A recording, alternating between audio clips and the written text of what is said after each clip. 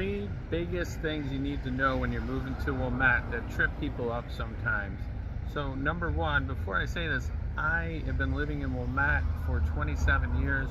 We've raised 5 kids here, and I've been selling in Wilmette for 34 years. So call, text, email, you need any help at all.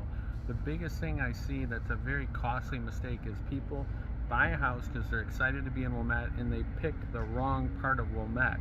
So they don't like it as much as they think they would, because it doesn't, pretty much anywhere in Wilmette's great, but it's not a good match for them, for the school, for friends, for transportation, something about it.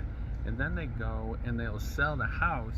Usually it's a big hassle and very costly, so don't make that mistake. There's a lot of intricacies to understand to really make sure you do that well. The second biggest thing that people make a mistake on in Wilmette is they buy the wrong size house, or a house that's combination wrong size and does not have the right ability to expand. The configuration of the house, the lot size, the configuration of the house on the lot to do a proper expansion, addition if possible. I mean, these are things that really trick people up because they don't really understand the village, what the preferences are, when people come to buy, like what they will want when they come in and buy their house, and they don't understand the cost or the local kind of builders and what the village will allow. So these are all, extremely important things when you're looking to buy a house that people don't think about a lot of times. The third thing that people make a mistake on, especially people moving from the city, are buying houses that aren't as attractive as they think they are.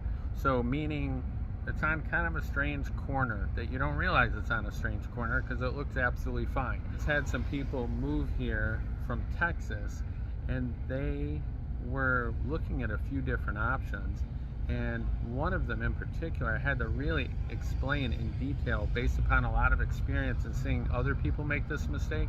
And they finally realized, wow, okay, yeah, you're right, Paul, we love this house, we thought it was our forever home, but now we realize that we could be unhappy in a couple years here or unable to sell it and keep up with the market, meaning their house might sell in the future for less appreciation than other homes on other blocks and other locations. So this is really critical to understand, and you won't, it's on the surface, you're not gonna be able to understand. It's not something you can really Google and just pick up on. So really critically important to buy the right type of house for your future. I saw a family that I did not help, did not know, but I got to know them once they moved here just through our church, and I realized that they were a great example of someone who bought a really nice house, new construction, great house, you would think it's great, but they really were not happy that they had to cross Green Bay Road to get to their school, and like very few people, well, hardly any, do that, like position the way they were. So they had to sell. At the time it was probably around a $2.4 million house. I didn't help them with it, but it was around there.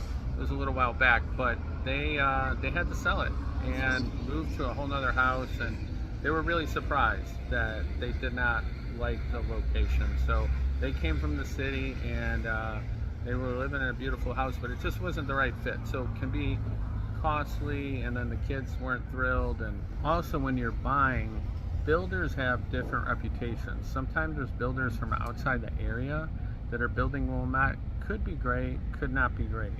Maybe they're not as known in the area. So when you go to resell, people don't really know the name as well. I mean, the house ultimately, hopefully, will stand on its own.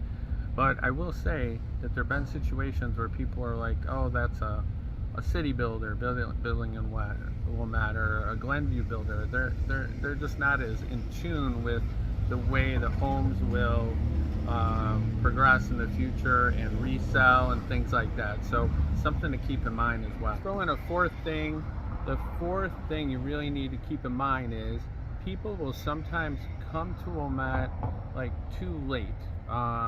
Meaning they'll come up when their kids are a little bit older, and meaning like already started kindergarten or first grade, and which is fine, obviously, if you want to do it that way. It's not going to be the end of the world. However, there's some benefits to coming up earlier. Get to know your neighbors, community, get into groups, block parties, meet people all around. Kids form friendships earlier. I mean, it's a real thing. It's just really fun and beautiful to watch as people kind of bond and get to know each other. So something I would keep in mind, the biggest thing people will say many times is, I wish I had come up sooner. That's the biggest comment. I've never heard anybody say, oh wow, I wish I had stayed in the city or wherever longer. They're usually just thrilled with the restaurants, the parking that you can actually pull up and park, the community, the programs available, the pool, the beach. They usually are like, should have come up sooner. So just call, text, email if you need any help at all. Pro here for 34 years selling and 5 kids that we've raised here.